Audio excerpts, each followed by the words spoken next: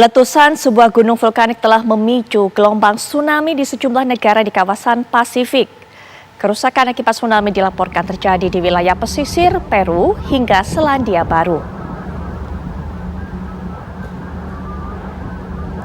Sejumlah wilayah pantai di Peru dibanjiri oleh air laut akibat tsunami yang dipicu oleh terjadinya letusan dahsyat gunung berapi di bawah laut di kawasan Tonga, Pasifik. Tsunami dilaporkan terjadi di pulau terbesar Tonga, yaitu Tonga Tapu. Sapuan gelombang tsunami mencapai ibu kota Tonga, Nuku'alofa, dan kantor meteorologi Australia mencatat gelombang tsunami di Nuku'alofa mencapai 1,2 meter pada pukul setengah 6 sore kemarin. Sementara itu di Selandia Baru, sejumlah kapal yang sandar di kawasan pantai tampak rusak parah akibat gelombang tsunami. Gelombang tsunami di Selandia Baru juga membuat air meluap ke kawasan pantai. Namun Perdana Menteri Selandia Baru mengaku tidak ada korban luka ataupun meninggal dunia akibat gelombang tsunami yang terjadi. Dan gambar satelit menunjukkan bahwa ledakan besar terjadi di gunung berapi di bawah laut di kawasan Tonga. Gambar satelit yang dirilis oleh Planet Lab menunjukkan dampak letusan dahsyat gunung berapi bawah laut di Pasifik Selatan yang berjarak sekitar 30 km dari tenggara pulau Vanuatu, Tonga. Foto satelit juga menunjukkan bahwa letusan besar membuat perubahan signifikan pada pulau gunung berapi tersebut. Pasca tsunami, sekitar 105.000 penduduk di pulau terbesar di Tonga masih kehilangan kontak komunikasi.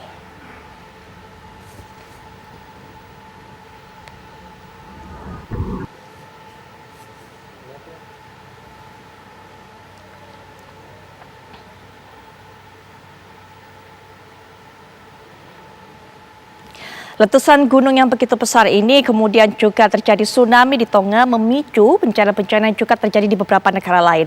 Nah, Jepang ini kemarin sempat mendapatkan peringatan mengenai tsunami. Lalu bagaimana saat ini? Kita akan mendapatkan informasinya dari Mas Sigit Purnomo yang merupakan warga negara Indonesia yang saat ini tinggal di Tokyo, Jepang. Selamat malam, Mas Sigit. Selamat malam.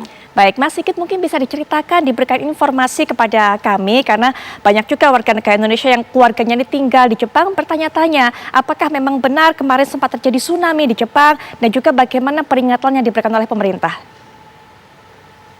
Ya, kemarin malam ya memang sempat dikeluarkan peringatan tsunami di beberapa daerah, terutama di kawasan pesisir Jepang yang menghadap ke Samudra Pasifik.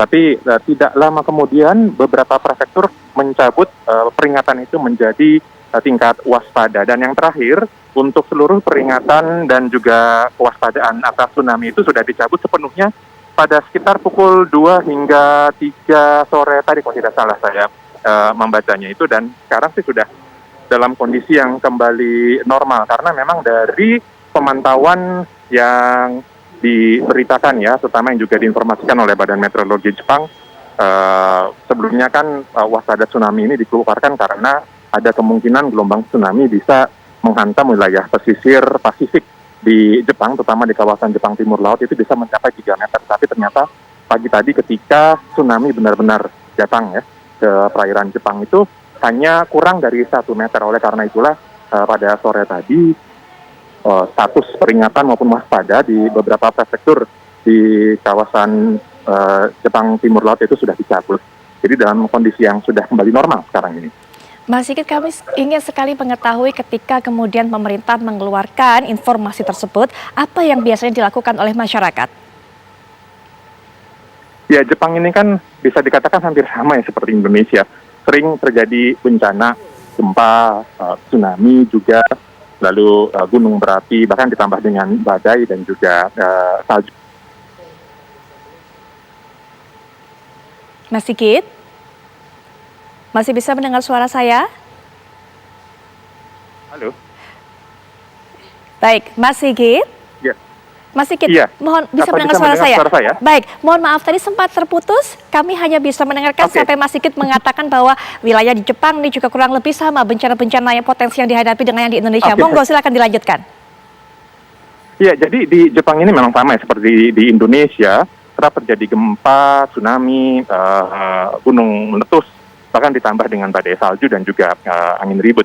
Nah, oleh karena itulah berdasarkan dari pengalaman-pengalaman tersebut, pemerintah Jepang sudah mempersiapkan infrastruktur yang bisa dikatakan sebagai bentuk dari kesiapsiagaan negara ini dalam menghadapi bencana ya, terutama untuk bencana alam.